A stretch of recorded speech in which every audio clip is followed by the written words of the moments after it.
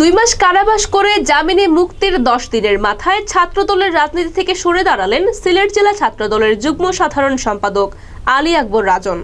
তিনি বর্তমানে জেলা বাস, মিনিবাস, কোচ, মাইক্রোবাস শ্রমিক ইউনিয়নের যুগ্ম সাধারণ সম্পাদক পদে রয়েছেন। রাজন জানান, তিনি একটি পরিবহন শ্রমিক সংগঠনের গুরুত্বপূর্ণ পদে আসীন, তাই ছাত্রদলের অনেক কর্মসূচিতে অংশ নিতে পারেন না।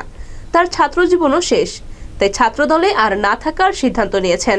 তিনি জানান, বুধবার দুপুরে সিলেট জেলা ছাত্রদলের সভাপতি ও সাধারণ সম্পাদকের কাছে তার পদত্যাগ পত্রটি জমা দিয়েছেন। তবে আগামীতে বিএনপি কিংবা অঙ্গ সংগঠনের রাজনীতিতে সক্রিয় হতে পারেন। এর আগে আলী আকবর রাজন 2 মাস কারাভোগ করে 12 ফেব্রুয়ারি জামিনে মুক্ত হন। ওই দিন দুপুরে আদালত তাকে জামিন দেন। গেল বছরের 8 ডিসেম্বর আলী আকবর রাজনকে মহানগরীর সুরমা মার্কেট এলাকা থেকে কোতোয়ালি থানা পুলিশ গ্রেফতার করে। 2018 সালের জ্বালাও পোড়াওয়ের একটি ঘটনার মামলায় তার বিরুদ্ধে ওয়ারেন্ট ছিল বলে গ্রেফতারকালে জানিয়েছিল পুলিশ।